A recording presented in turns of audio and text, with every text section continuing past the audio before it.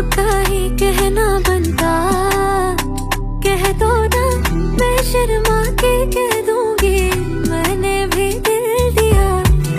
आंखों आंखों का मसला अच्छा था, अब ले जाओ अपना बना के मुझे मेरी जान। আজকে হঠাৎ অফিসের সকল কলিগরা মিলে ঘুরতে যাওয়ার উদ্দেশ্যে রওনা দিলাম সোনারগাঁয়ের শম্ভুপুরা ইউনিয়নে। সেখানে যেতে হলে পার হতে হয় ব্রহ্মপুত্র নদী, আর সেই নদী পার হয়ে আমরা চলে গেলাম সোনারগাঁয়ের শম্ভুপুরা ইউনিয়নে। আর যাওয়ার পথে খুব সুন্দর একটা মসজিদ আর একটা প্রাইমারি স্কুল দেখতে পারলাম, সাথে একটা টঙের দোকান। আর যাওয়ার পথে আরো দেখলাম যে গাছে বিভিন্ন কাঁঠাল রয়েছে, আর পাশে একটা সুন্দর পরিবেশ ছিল বসার।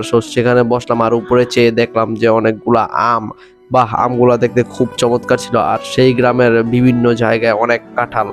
তো যাওয়ার পথে আমরা কিছু টঙের দোকান, মাদ্রাসা, সুন্দর সুন্দর বিল্ডিং, বাড়িঘর, তারপর পার্লার, অনেক কিছু চোখের সামনে পড়লো। তারপর একটা ট্রাক্টরও দেখলাম, কারণ এখানের বেশিরভাগ মানুষ কৃষি কাজে করে খায়। আর সব থেকে বেশি দেখতেছিলাম কাঁঠাল, যেখানেই যাই সেখানে কাঁঠাল আর আম। আমরা যেহেতু ঘুরতে গেছি মানুষের বাড়িঘর, তো পারমিশন ছাড়া আম টাম খেতে পারি না। সো আমরা গ্রাম্য রাস্তায় আম দেখে সেই আমের ছবি টবি ভিডিও টিডিও তোলায় ব্যস্ত হয়ে গেলাম। বিশেষ করে আমাদের রিপন ভাই, সে নিজে নিজে সেলফি তুলতেছিল আমের সাথে। তারপর হাঁটতে হাঁটতে দেখলাম যে অনেকগুলা ধান রোদ দিয়ে রাখছে, এগুলা শুকানোর জন্য। সামনে যেতে না যেতে দেখতে পাইলাম যে একটা গরুর খামার, এখানে গরু পালিত হয়। তারপর দেখলাম মুরগির খামার, মুরগি পালন করা হয়।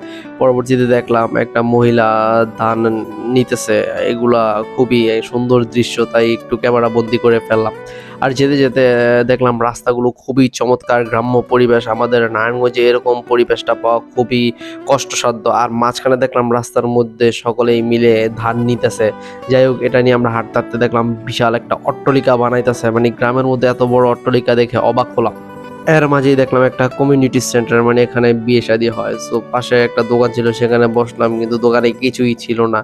তাই আমরা হাঁটতে হাঁটতে সামনে যাওয়ার পর দেখলাম ফরদি মাদ্রাসা শম্ভুপুরা, এটা মনে হয় সব থেকে বড় একটা মাদ্রাসা। মাদ্রাসার সামনে দেখলাম অনেকগুলা কাঁঠাল। মানে আমার মনে হচ্ছে এই এলাকাটাকে শম্ভুপুরা নাম্বার দিয়ে কাঁঠাল এলাকা নামকরণ করা উচিত।